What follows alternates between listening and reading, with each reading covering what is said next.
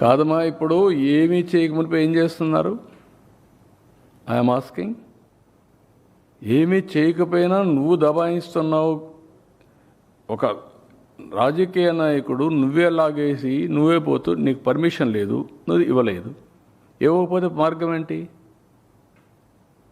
నీకు ఇచ్చింది 10 వెహికల్స్ ఎన్నో ఇచ్చారు, 4 5 ఇచ్చారు కాన్వాయ్. 3 వెహికల్స్ 100 మంది వరకు మీరు అడిగి పోవచ్చు అన్నారు. వెళ్ళొచ్చు కదా. అంత మునిపే కొన్ని సంఘటనలు జరిగాయి కదా.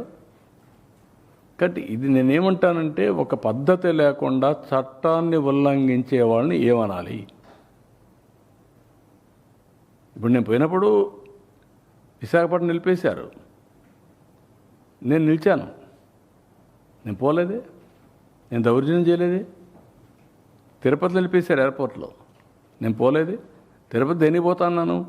చిత్తూరులో నామినేషన్ వేయడానికి మీరు అబ్జెక్ట్ చేస్తే నేను పోతానంటే పోనలేదు. నిన్ను ఎక్కడ ఆపేవా? సంవత్సరం నుంచి ఆపలా కదా. కానీ నువ్వు ఎక్కడ పోతే అక్కడ గొడవ చేస్తే ఎట్లా? అంటే నువ్వు గొడవ చేసి ఈ ప్రభుత్వం పనికిరాని ప్రభుత్వాన్ని ఎస్టాబ్లిష్ చేస్తావా? అంటే నువ్వు ఒక మార్గాన్ని చూపిస్తున్నావు అందరికి రౌడీజం చేయమని. మళ్ళా మాట్లాడితే పాలిటిక్స్. అంటే 40,000 మంది ర్యాలీతో ఉన్నప్పుడు 40 మంది వచ్చి అటు కావాలని అడ్డుకునే ప్రయత్నం చేస్తే ఆ 40,000 మంది రియాక్ట్ అయితే 40 మంది మీద ఏం జరగబోతుంది, ఎందుకు ఇటువంటి కుయుక్తులు చేస్తున్నారు అనేది జగన్ మాట్లాడుతుంది.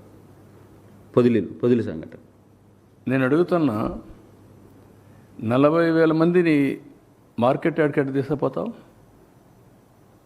ఎందుకు నువ్వు మొబిలైజ్ చేసావని అడుగుతాను. 40,000 మందిని నువ్వే చెప్తున్నావు, నేను 40,000 మంది వచ్చారని.